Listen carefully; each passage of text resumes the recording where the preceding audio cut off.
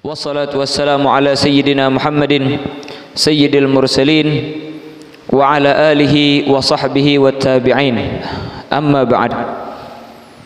Qala al-musannif rahimahullahu ta'ala wa nafa'ana bihi wa bi 'ulumihi fid darain amin.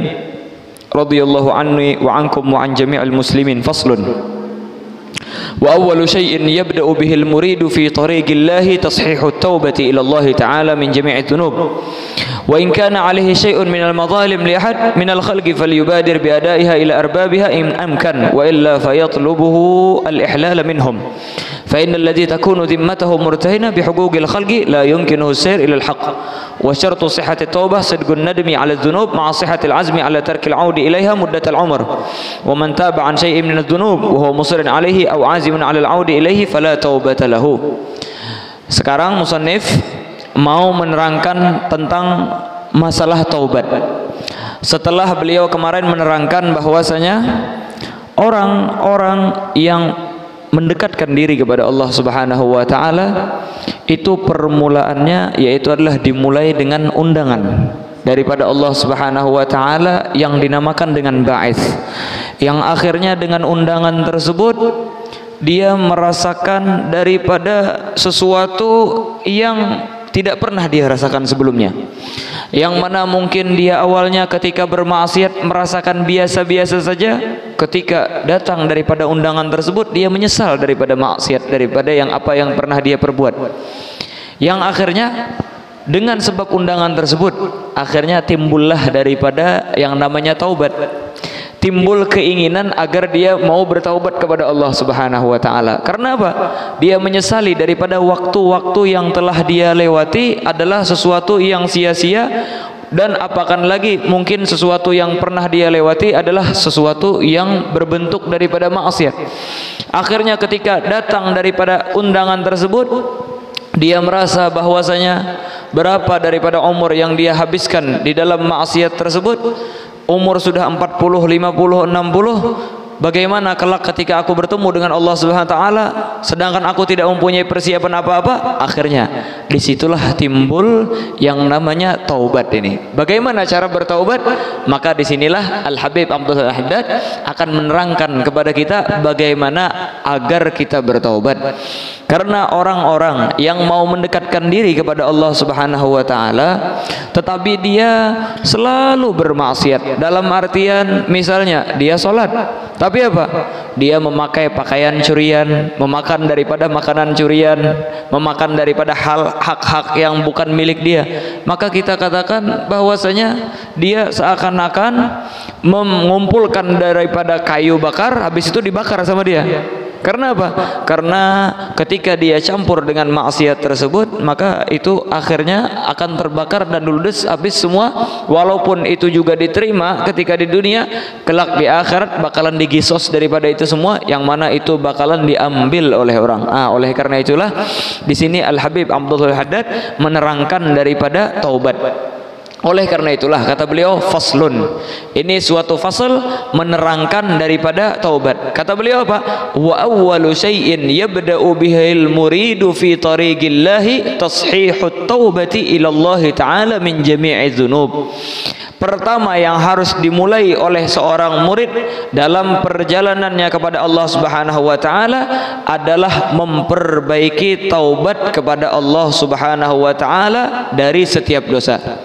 Yang mana taubah ini seperti kata para ulama ma'khudzah minar ruju' wal aubah, yang mana seorang hamba ini awalnya dia lari daripada Allah Subhanahu wa taala, menjauh daripada Allah Subhanahu wa taala, akhirnya apa? Dia menginginkan kembali dengan mendekatkan diri kepada Allah Subhanahu wa taala. Inilah orang-orang yang bertaubat.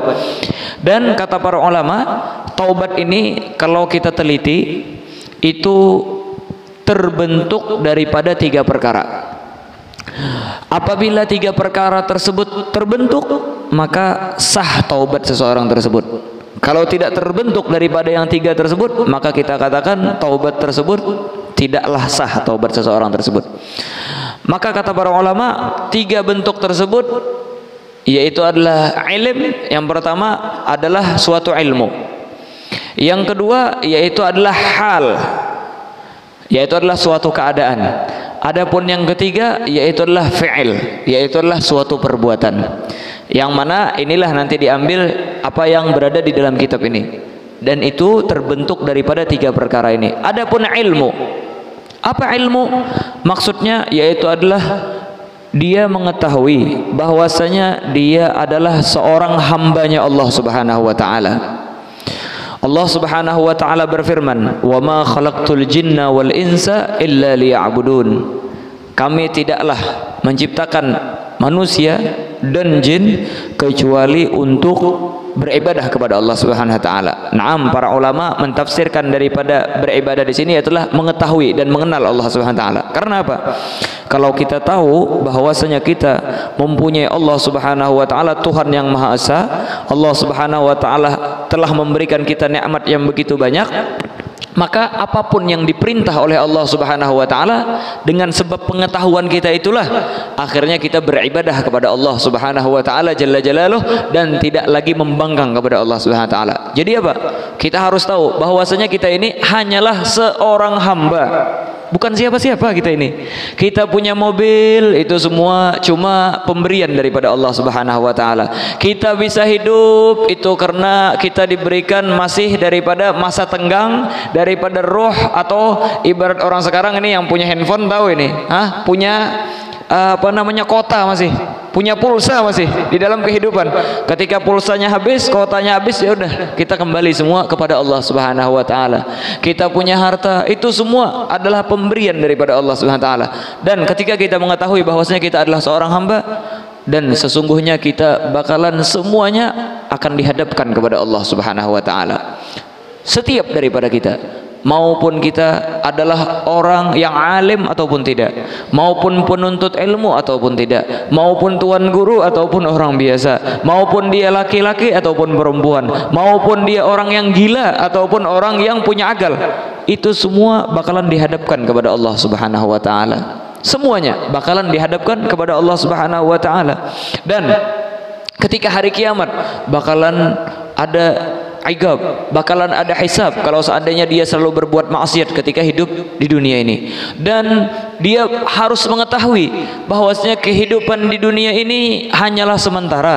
Kehidupan di dunia ini tidak ada yang kekal abadi. Seberapa panjang pun umur kita, seberapa pun daripada kemuliaan kita, pasti ada habisnya. Bakalan kita semua meninggal dunia dan berhadap kepada Allah SWT, dan di sana kelak dihisab sama Allah SWT. Detik demi detik, jam demi jam, itu semua akan dihitung sama Allah SWT, akan diperhitungkan di hadapan Allah Subhanahu wa taala. 1 hari, 2 hari, 1 detik, 2 detik yang kita lewati, semuanya akan dihisab ketika kita berhadap dengan Allah Subhanahu wa taala. Dan akhirnya kita pada waktu itu akan dihadapkan kepada Allah Subhanahu wa taala dengan tanpa adanya wasithah, orang lain, tanpa ada pun daripada perantara, tanpa adanya penterjemah, langsung kita dihadapkan kepada Allah Subhanahu wa taala. Dan Allah Subhanahu wa taala bakalan mengatakan dan mengkhitab kita semua dengan khitab seperti ini, "Abdi, atadzkuru yawma kadza, sa'ata kadza, yawma ghalaqta ala nafsika al-abwab, wastatarta min a'yuni khalqi, wastahyaita min nadharhim ilaik, wa wajahtani bima la yardini minal amal, aina nadhri mink." Bahwasanya Allah SWT mengatakan seperti ini, "Wahai hambaku, apakah engkau ingat pada suatu hari, pada detik ini, pada detik itu, engkau pada waktu itu dengan tanpa malu memperbuat daripada maksiat. Engkau misalnya bersembunyi di suatu rumah, bersembunyi di suatu kamar, engkau tutup pintu, engkau memperbuat maksiat. Kenapa kok engkau menutup pintu pada waktu itu?" Oh, katanya karena saya malu dengan pandangan-pandangan daripada makhluknya Allah Subhanahu wa taala. Malu dilihat sama teman kita, malu dilihat daripada orang tua kita, malu dilihat anak kita. Akhirnya kita tutup pintu. Maka kata Allah Subhanahu wa taala, "Apakah engkau tidak malu dengan aku? Aku yang menciptakanmu, aku yang selalu melihatmu. tanpa ada perantara sedikit pun, tanpa ada hijab sedikit pun. Jangankan kita, kalau kita hidup di dunia yang mempunyai jasad yang besar seperti ini, sedangkan semut yang hitam di tengah malam yang gelap, di atas batu yang hitam, semua dilihat oleh Allah Subhanahu wa taala. Apakan lagi kita? Maka kata Allah Subhanahu wa taala, kalian menutup pintu demi agar tidak dilihat sama orang. Akhirnya kalian memperbuat maksiat, tetapi engkau tidak malu dengan aku, zat yang telah menciptakanmu dan yang selalu melihat daripada engkau. Lima ja'altani ahwadan nadhirin. Kenapa wahai hambaku, engkau telah menjadikan aku sebagai orang yang paling biasa ketika memandang engkau. Ketika bapaknya melihat, ibunya melihat, dia sangat malu. Tapi Allah SWT melihat, dia seakan-akan meremehkan Allah SWT. Seakan-akan Allah SWT tidak melihat. Dan akhirnya dia malu dengan orang-orang, tetapi dia tidak malu dengan Allah SWT. Akhirnya Allah SWT lagi berfirman, kata Allah SWT, abdi aujadtuka minal adam, wahai hambaku, engkau telah aku jadikan dari yang awalnya tidak ada. Wa afattu alaika minan ni'am, dan aku berikan apapun daripada kenikmatan, yang semua itu diberikan oleh Allah Subhanahu wa taala. Dan yang paling penting dan yang luar biasa Pak, akramtuka bila ilaha illallah, engkau telah aku berikan kemuliaan karena engkau menganut daripada Islam dan bisa mengucapkan daripada la ilaha illallah Muhammadur Rasulullah sallallahu alaihi wasallam, yang mana tidak semua orang diberikan daripada nikmat tersebut. Cuma sekelumit daripada makhluk ini yang diberikan daripada kemuliaan daripada Islam dan la ilaha illallah tersebut.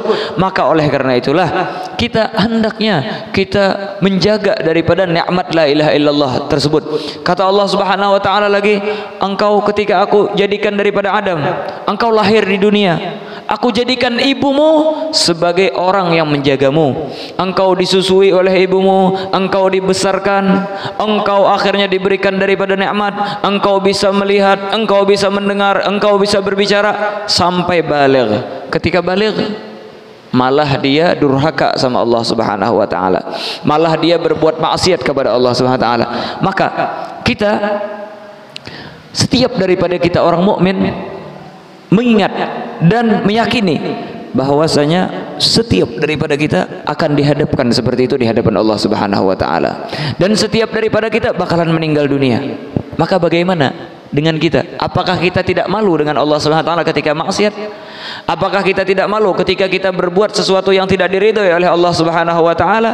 Nah, oleh karena itulah kata para ulama, penting dan kita mengetahui daripada ilmu bahwasanya kita adalah seorang hamba yang tidak ada apa-apanya, dan kita ini bakalan dihadapkan kepada Allah Subhanahu wa taala jalla jalaluhu wa ta'ala azamatuh.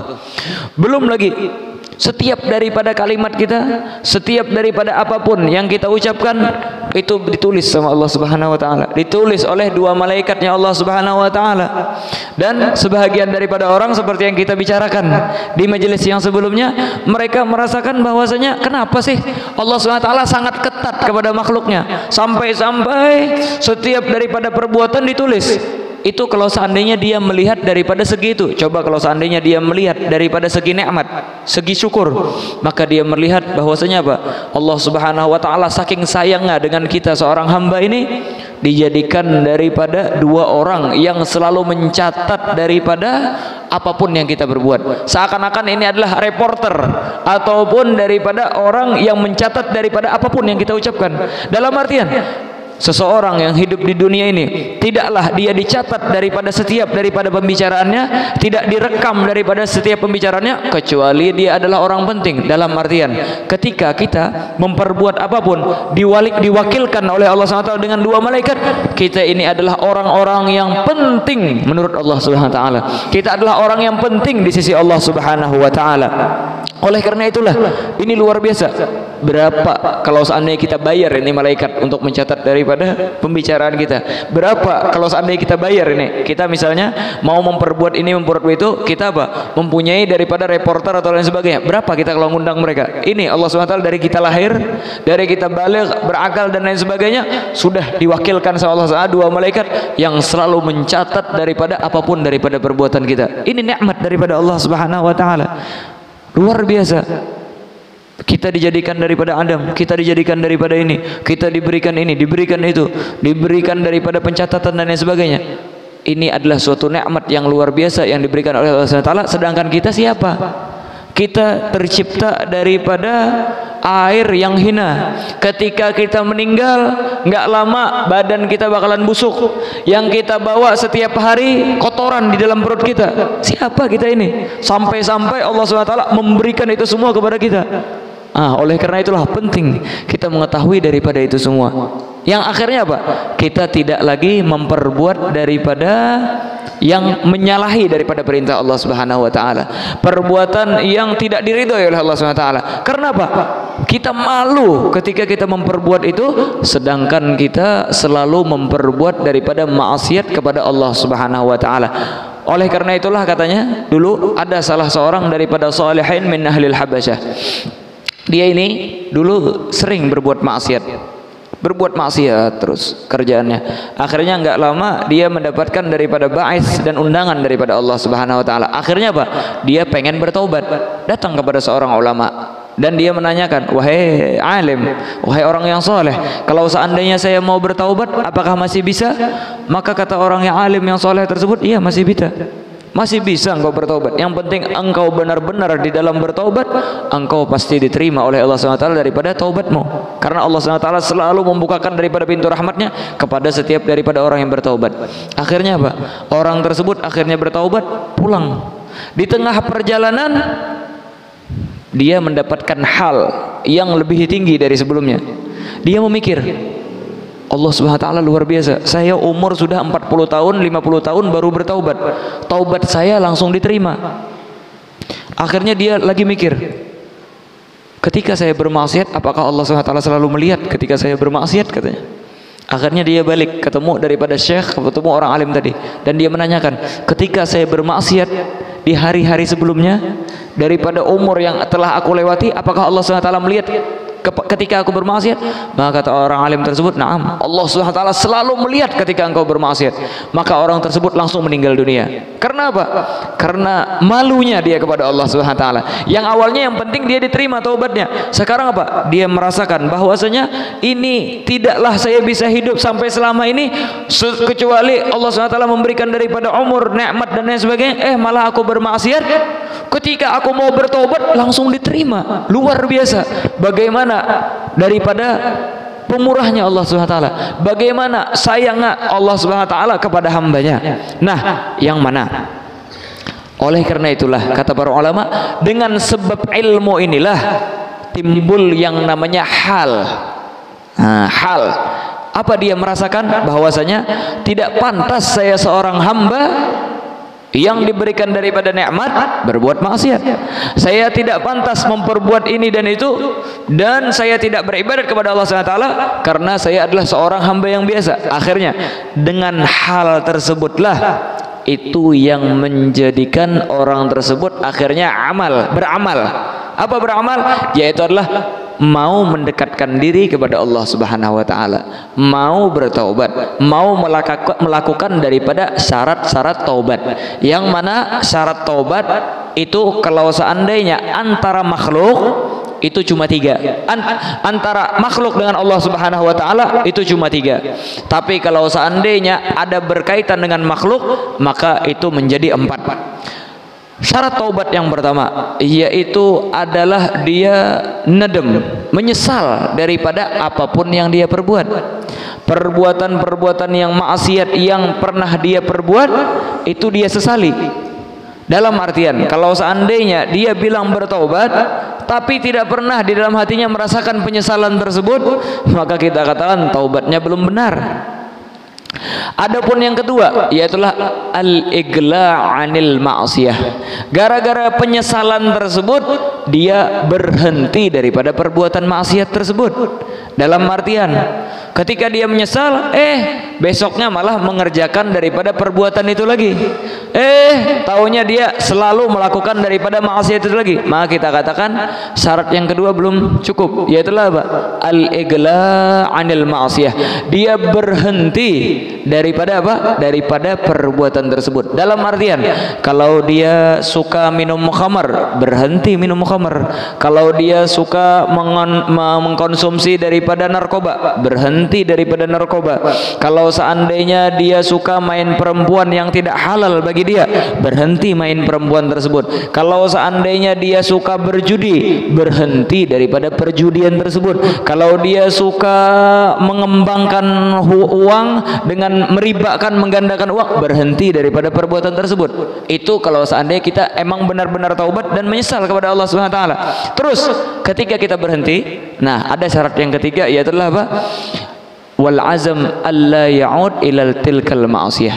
Wal azam alla ya'ud ila tilkal ma'siyah. Dan dia menanamkan di dalam hatinya suatu keinginan agar tidak lagi kembali melakukan daripada maksiat tersebut. Dalam artian, kalau seandainya katanya saya berhenti sekarang bermain ini, bermain itu, bermain ini, bermain itu, tapi nanti kalau ada kesempatan main lagi, jalan lagi, berarti apa? Tidak ada keinginan benar-benar yang sungguh-sungguh agar dia tidak melakukan lagi. Maka kita katakan bahwasanya itu taubatnya belum benar. Ini kalau seandainya cuma antara makhluk sama Allah Subhanahu wa taala. Tapi kalau seandainya antara makhluk dengan yang lain, kalau seandainya kita pernah menzalimi seseorang, kalau kita pernah menzalimi ini dan itu, kalau kita pernah mengambil daripada harta seseorang, maka ada syarat yang keempat, yaitu adalah dia raddul mazalim, mengembalikan daripada kezaliman yang pernah dia lakukan. Dalam artian, bagaimana hak antara makhluk sama Allah Subhanahu wa taala? Kayak seperti sholat misalnya. Sholat ini adalah hak antara makhluk sama Allah Subhanahu wa taala. Itu ketika kita bertaubat, tidak lagi meninggalkan daripada sholat, dan kita mengerjakan daripada sholat dan mengqadha daripada sholat kita, sudah selesai urusan. Kalau seandainya kita pernah meninggalkan puasa, kita akhirnya berhenti daripada meninggalkan puasa, dan kita menyesali daripada meninggalkan tersebut, dan akhirnya kita qadha daripada puasa kita tersebut, habis sudah. Tapi kalau seandainya berkaitan dengan makhluk, kita pernah memukuli orang, kita pernah menghibah, menggosip orang, kalau kita pernah mengambil mobil orang, mengambil motor orang, mengambil baju orang, mengambil daripada ini dan itu, kalau kita pernah misalnya melakukan apapun yang berkaitan sama manusia, misalnya kita mengadu asah, namimah, kita mengadu domba dan lain sebagainya, maka kita harus raddul mazalim atau minta ampun dengan orang tersebut. Misalnya kita menghibah sama orang, maka kita minta ampun sama orang tersebut, bahwasanya saya pernah mengucapkan ini dan itu kepada engkau. Kalau kita pernah mengambil daripada mobil orang, motor orang, baju orang, kita kembalikan itu semua. Kalau kita pernah mengambil uang orang, kita kembalikan itu semua. Kalau seandainya kita pernah melakukan misalnya memukul orang atau membunuh orang misalnya, maka kita harus benar-benar bertaubat dengan apa? Meminta ampun kepada keluarganya, karena orang tadi dibunuh. Maka ketika kata keluarganya saya minta kisos, maka dikisos. Kalau tidak, maka dia terkadang nanti bayar dia ataupun tidak. Itu secara hukum Islam. Tetapi apa? Ala kulli hal kita harus minta ampun kepada keluarganya, kepada keluarga yang pernah kita sakiti. Kalau kita pernah memukul orang dan lain sebagainya, kita minta ampun kepada orangnya tersebut, karena saya pernah memukul engkau misalnya. Ini oleh karena itulah Sayyidina Jabir bin Abdullah meriwayatkan daripada hadis bahwasanya Rasulullah SAW bersabda, la yadkhulu ahadun al-jannata ma dama alaihi haqqun li ahli al-jannah wa ahli an-nar. La yadkhulu ahadu ahli al-jannati al-jannata ma dama alaihi haqqun li ahli al-jannah wa ahli an-nar. Jadi seorang hamba ini sudah karena amalnya bagus ketika hidup di dunia, akhirnya apa? Dia ditulis sebagai ahli surga, sudah berhak, sudah dia ini masuk surga. Tetapi apa? Di samping itu dia suka menyakiti orang, dia suka bermaksiat yang mana itu berkaitan dengan orang lain, misalnya memukul orang, membunuh orang, mengambil harta orang. Maka kita kan tidak bisa masuk surga dia tersebut kecuali telah menuntaskan daripada hutang tersebut. Begitu juga madakhala ahadu ahlin naril jannata madama alaihi haqqun di ahlin nar. Orang-orang yang diazab di neraka mau masuk surga nggak bisa kecuali setelah menunaikan daripada haknya tersebut. Dalam artian apa? Kita katakan bahwasanya itu semua bakalan digisos dan bakalan dihitung di hadapan Allah Subhanahu wa taala. Oleh karena itulah para sahabat menceritakan ketika Rasulullah SAW sudah fi maradil maut, sudah hampir-hampir daripada detik beliau meninggal dunia dan berpindah kepada Allah Subhanahu wa taala, mau bertemu sama Allah Subhanahu wa taala. Rasulullah sallallahu alaihi wasallam mengumpulkan daripada para sahabat beliau, dikumpulkan sama Nabi Muhammad sallallahu alaihi wasallam, para sahabat. Akhirnya semua daripada para sahabat berkumpul. Ketika berkumpul, maka kata Nabi Muhammad sallallahu alaihi wasallam, "A'alayya haqqun lakum?" Apakah saya masih mempunyai hak kepada kalian? Coba kita lihat. Ini Rasulullah yang membawa daripada Islam, yang membawa daripada risalah, yang mana kita semua jikalau tanpa Rasulullah SAW tidak merasakan daripada nikmat Islam dan iman ini. Rasulullah SAW mengumpulkan daripada sahabatnya, wahai sahabatku, apakah ada hak masih antara aku dengan kalian? Maka kata para sahabat, diam semua mereka, kecuali satu orang ini mengangkat suara, "Naam ya Rasulullah, engkau masih punya hak terhadapku." Maka kata Rasulullah SAW, siapa orangnya? Akhirnya orang tersebut maju, sedangkan para sahabat yang lain ini mau marah sudah sama orang tersebut. Kenapa? Ini Rasulullah SAW sudah sakit, dia malah minta hak. Maka kata Rasulullah SAW melihat ketika para sahabat ini pada marah, tenang kata Rasulullah SAW, jangan marah.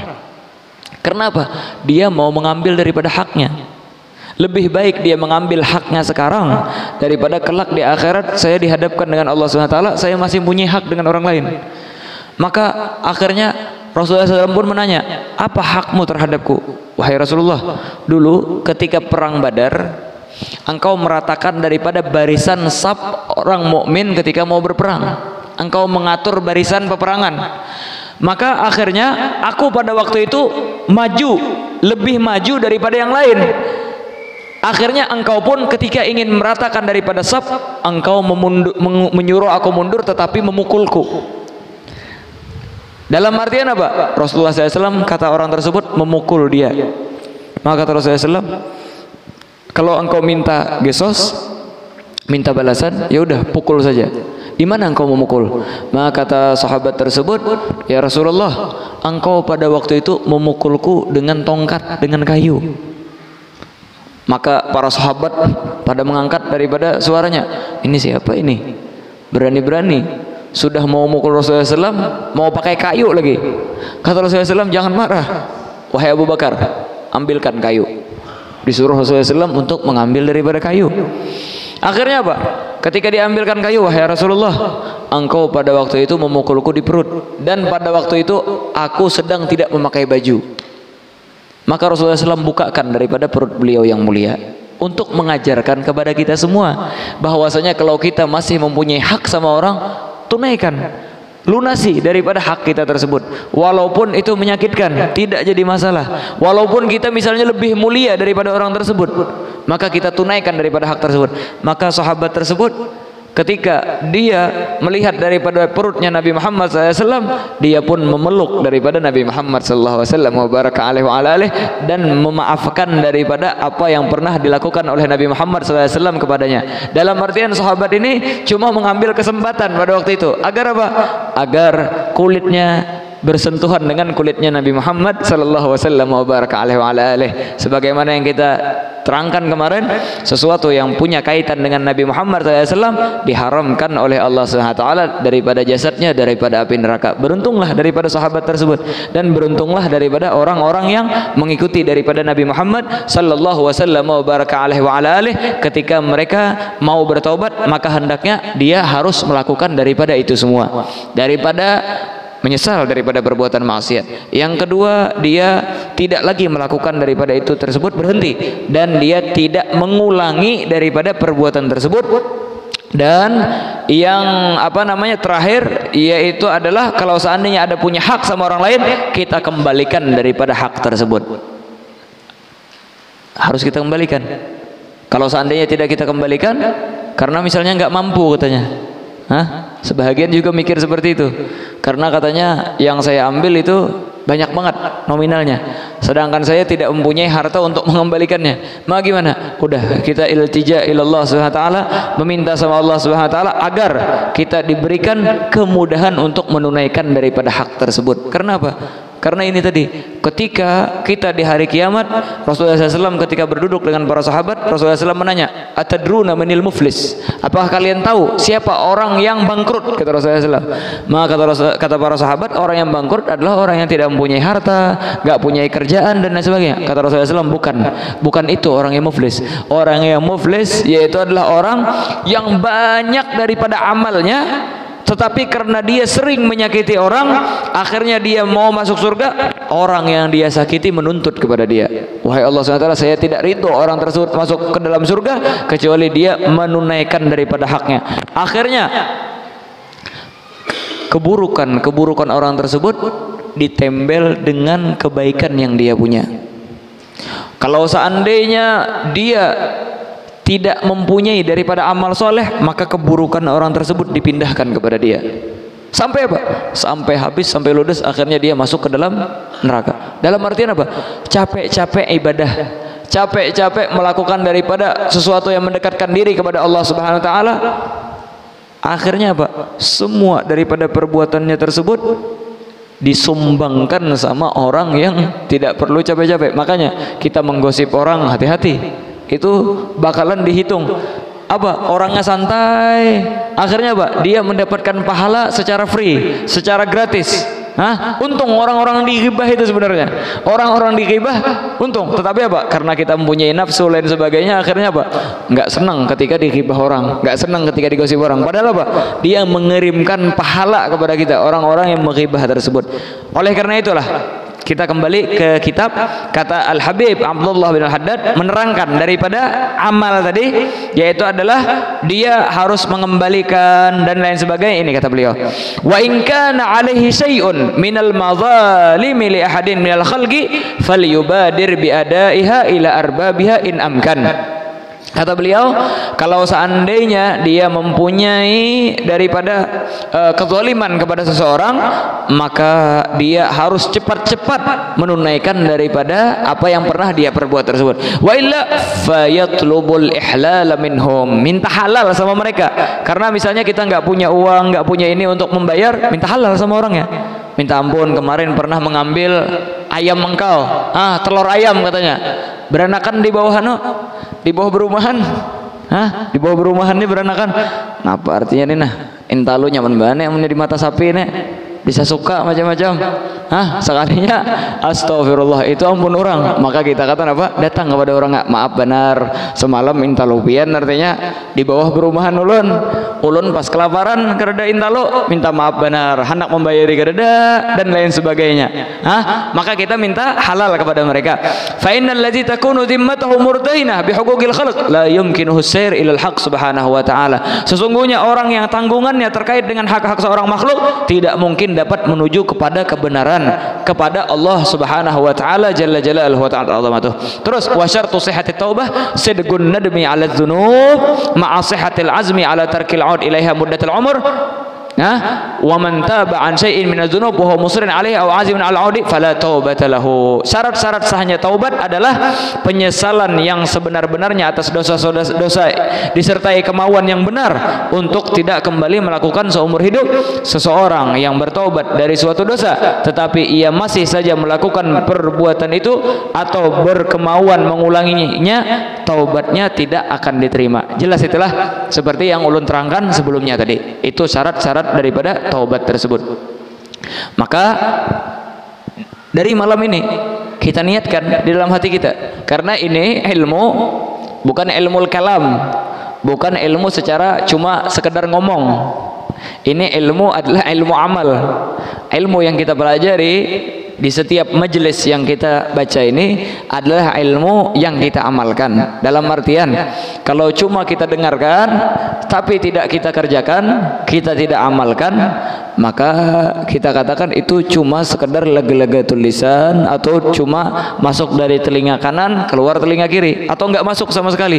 Jadi perlu kita amalkan. Dalam artian, dari malam hari ini kita tanamkan di dalam hati kita benar-benar, kalau kita tidak lagi mengulangi daripada dosa, kita tidak akan lagi mengulangi daripada perbuatan yang salah, kita tidak lagi mendolimi seseorang, agar apa? Kita didekatkan dengan Allah Subhanahu wa taala jalla jalaluhu wa ta'ala azamatuh. Dan kita jangan sampai putus asa daripada perbuatan taubat tersebut. Dalam artian, karena yang namanya manusia ini terkadang ketika dia bertaubat jatuh lagi ke maksiat, ketika dia bertaubat jatuh lagi maksiat. Tapi apa? Hatinya sebenarnya tidak ingin, tetapi apa? Karena dia kalah dengan syahwatnya, akhirnya jatuh lagi dalam maksiat. Maka kita katakan nggak jadi masalah. Terus bertaubat. Ketika kita jatuh, terus bertaubat. Ketika kita jatuh, terus bertaubat. Karena apa? Karena sebesar-besar apapun daripada dosa kita, Allah Subhanahu wa taala Maha mengampuni daripada dosa kita. Semua daripada dosa kita, yang penting kita benar-benar bertaubat kepada Allah Subhanahu wa taala, insyaallah akan diampuni Allah Subhanahu wa taala jalla jalaluhu wa ta'ala. Bahkan kata para ulama, orang yang suka bertaubat itu mendapatkan magam mahbubiyah indallah, mendapatkan magam orang yang dicintai sama Allah Subhanahu wa taala. Karena apa? Allah Subhanahu wa taala berfirman, innallaha yuhibbut tawwabin wa yuhibbul mutatahhirin. Sesungguhnya Allah Subhanahu wa taala cinta, suka sama orang-orang yang bertaubat. Orang yang suka bertaubat adalah orang-orang yang dicintai oleh Allah Subhanahu wa taala. Di sini tawwabin, kalimat bahasa Arab ini tawwabin ini, itu sighah mubalaghah. Dalam artian apa? Itu terulang beberapa kali. Dalam artian selama kita mempunyai keinginan untuk bertaubat, kita bertaubat langsung dan tidak lagi ingin mengulangi daripada perbuatan tersebut, maka taubat kita diterima oleh Allah Subhanahu wa taala dan kita menjadi orang-orang yang dicintai oleh Allah Subhanahu wa taala. Semoga dengan Al-Qur'an ini Allah Subhanahu wa taala memberikan pertolongan kepada kita agar kita mudah untuk bertaubat kepada Allah Subhanahu wa taala. Hati kita tidak keras untuk melakukan daripada hal itu semua, karena mungkin perbuatan daripada taubat itu sebahagian ketika kita mau taubat berat hati kita. Karena apa? Misalnya kita suka menghibah orang, berat untuk berhenti mulut kita daripada menghibah. Jangan lagi, kita jangan ulangi lagi daripada ghibah. Oh, misalnya kita memperbuat ini dan itu, berat untuk memberhentikannya. Tapi apa? Kita jangan sampai putus asa. Kita selalu mendekatkan diri kepada Allah Subhanahu wa taala, selalu bertaubat. Allah Subhanahu wa taala akan membukakan daripada pintu taubatnya. Allah Subhanahu wa taala akan mempermudah kita daripada perbuatan taubat tersebut. Semoga Allah Subhanahu wa taala selalu memberikan daripada itu semua. Allahumma ya man waffaqa ahlal khairi lil khairi wa anhum alaih, waffiqna lil khairi wa anna alaih. Allahumma ya man waffaqa ahlal khairi lil khairi wa anhum alaih, waffiqna lil khairi wa anna alaih. Allahumma ya man waffaqa ahlal khairi lil khairi wa anhum alaih, waffiqna lil khairi wa anna alaih. Rabbana hab lana min azwajina وذريتنا قرة أعين واجعلنا للمتقين إماما وصلى الله تعالى على سيدنا محمد النبي الأمي وعلى آله وسلم سبحان ربك رب العزة عما يصفون وسلام على المرسلين والحمد لله رب العالمين. Sudah masuk ke Isya.